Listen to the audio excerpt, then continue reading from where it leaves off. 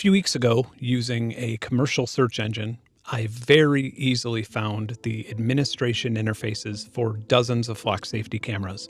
I shared this information with 404 Media, and with John Gaines' help, that number quickly grew to nearly 70. None of the data or video footage was encrypted. There was no username or password required. These were all completely public-facing for the world to see, and some of them still are. You don't have to be an expert to find and gain access to this. You don't even have to type anything in to see every single person, vehicle, and activity that took place in these locations in the last 31 days. Whether you wanted to watch this footage live in real time or look at footage from a month ago, you could just point and click your way to it like you were watching Netflix. You could even open up the live streams in VLC or cast it to a television. Making any modification to the cameras is illegal, so I didn't do this, but I had the ability to delete any of the video footage or evidence by simply pressing a button. I could see the paths where all of the evidence files were located on the file system, and I could see their hashes and signatures. Some of the devices we saw were the familiar-looking Falcon cameras that you see all over the country, but the majority of these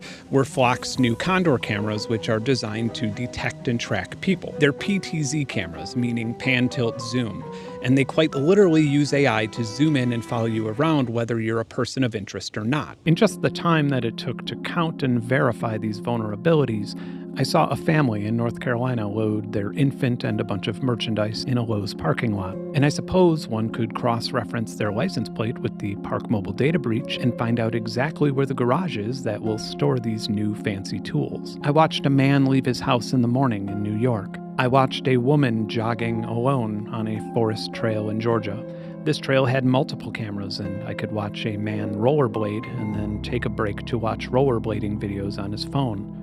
How? Because the camera's AI automatically zoomed in on it. Just like it zoomed in on a couple arguing at a street market in Atlanta. So what? They're still anonymous, right? No, they're not. Within 2 minutes of open source intelligence using a commercial facial recognition engine, I found out that one of them just finished medical school and the other is dealing with chronic irritable bowel syndrome. The couple also just had a baby last year and they have a pretty concerning debt-to-income ratio. I also know that they drove over 45 minutes from their address in the suburbs to attend church in Atlanta that morning, and then they checked out this market and bought a sweater. I watched a law enforcement officer and ambulance escort a man having a mental health crisis in Iowa.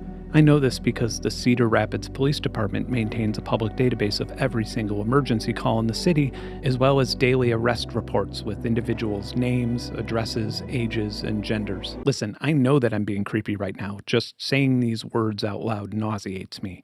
But I'm trying to show you just a fraction of the information that anyone in the world with access to a commercial search engine has had regarding anyone who attended this market or walked on this trail in the last 31 days. And it gets worse. Here's an exposed flock safety camera permanently pointed at a playground near the Bay Area in California, openly and publicly broadcasting both live and archived video footage of young children playing unattended.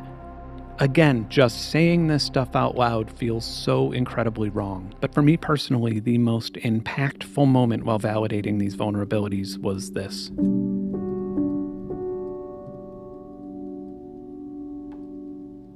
This resonated with me so much that I actually had tears welling up in my eyes. I've done this exact same thing so many times. I've seen a swing set in an empty park, looked around to make sure nobody was watching, and then just enjoyed the mindless motion that connected me to a simpler time. But this isn't something that most grown men want to be seen doing. The experience requires one to have a moment that is devoid of judgment. It's healthy escapism at its finest. And I realized that it's likely that this man didn't know that he was being recorded, and he probably wouldn't have done this if he had. This is a classic example of the Hawthorne effect, which is a change in an individual's behavior or choices when they know that they're being observed. Surveillance manufacturers love to talk about this effect when it deters crime. After all, someone isn't as likely to break into a car that's parked near a camera. But what they don't talk about is how it deters escapism. People are less likely to sing or dance or practice an accent or a cartwheel when they know that they're being watched. But escapism is often required for a lot of things. For example, when you learn an instrument or or practice a skill for the first time, or even practicing line delivery for a YouTube video. The footage of the man swinging was powerful to me because it made me realize exactly why I have such a visceral objection to mass surveillance. It imposes on our right to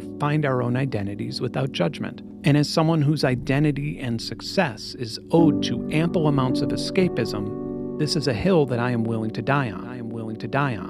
I don't have the luxury to dedicate even more months to yet another flock safety vulnerability, but as you can see, this one is urgent. And frankly, I'm worried that it's already being exploited at the cost of the individuals who are unaware that there are even cameras in these locations. So I got in touch with 404 Media, who has been paramount in this same field of journalism and whose reporting has tremendously helped my research and content. Together with YouTuber Ben Jordan, we found about 60 flock condor cameras that appear to be streaming directly to the internet without any sort of password, no protection whatsoever. These appear to be condor cameras, and they are designed to track people as they sort of go about their business. And of course, people don't have any idea that this is happening. If you're coming into this cold, here's some context. A little over a month ago, I released a video detailing a long list of security vulnerabilities with hardware and services in the flock safety ecosystem. There are over 60 published vulnerabilities, so if that concerns you, check that video out. During and after the process of conducting that research and making that video, I was visited by the police and had what I believed to be private investigators outside my home photographing me and my property and bothering my neighbors. John Gaines, or Gainsec, the brains behind most of this research, lost employment within 48 hours of the video being released. And the sad reality is that I don't view these things as consequences or punishment for researching security vulnerabilities. I view these as consequences and punishment for doing it ethically and transparently. I've been contacted by people on or communicating with civic councils who found my videos concerning, and they shared Flock Safety's response with me. The company claimed that the devices in my video did not reflect the security standards of the ones being publicly deployed. The CEO even posted on LinkedIn and boasted about Flock Safety's security policies. So I formally and publicly offered to personally fund security research into Flock Safety's deployed ecosystem. But the law prevents me from touching their live devices, so all I needed was their permission so I wouldn't get arrested, and I was even willing to let them supervise this research. I got no response. But now, since the general public has access to live video feeds from search engines, let's just save the back and forth, and I'll literally read you Flock Safety's response to IPVM about their security from a brand new Flock Safety camera that's publicly deployed. Might as well, it's my tax dollars that paid for it. Flock is committed to continuously improving security. The devices in this YouTube video were not connected to the cloud, and to the best of our knowledge, not customer installed, so the security is akin to factory setting. It's like looking at an iPhone stolen off a truck before it was ever connected to the cloud. If a person were able to gain physical access to the device leased to the city, which is illegal, they still would not be able to gain access to the footage, as the data is only stored for a very limited time duration on the device following its transmission to the cloud. None of these vulnerabilities affect our cloud platform, where the vast majority of all evidence and metadata is stored.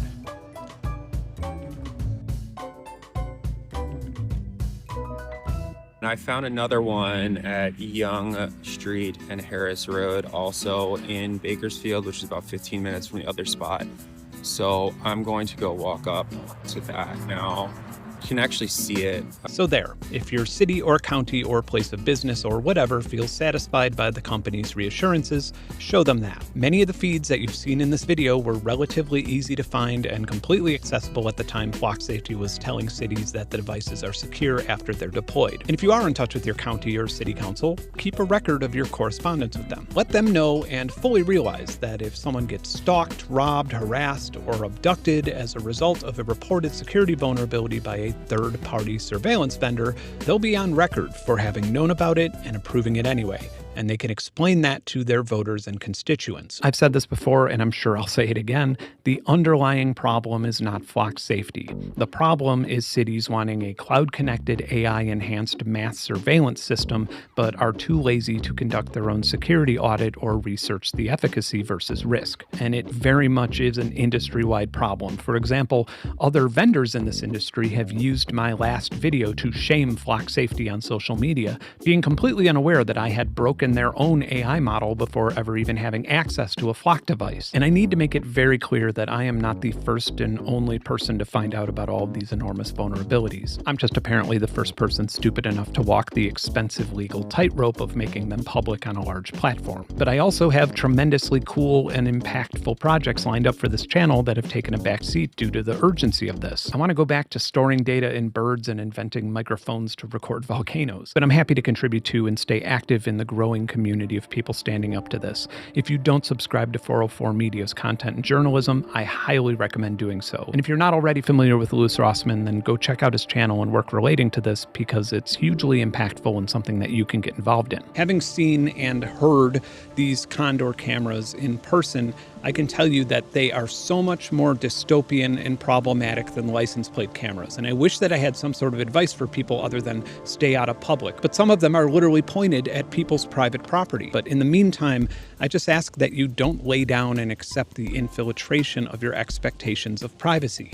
You need privacy to build your identity and refine the things that make you authentic. Thanks for watching. Keep creating. Happy holidays. Bye.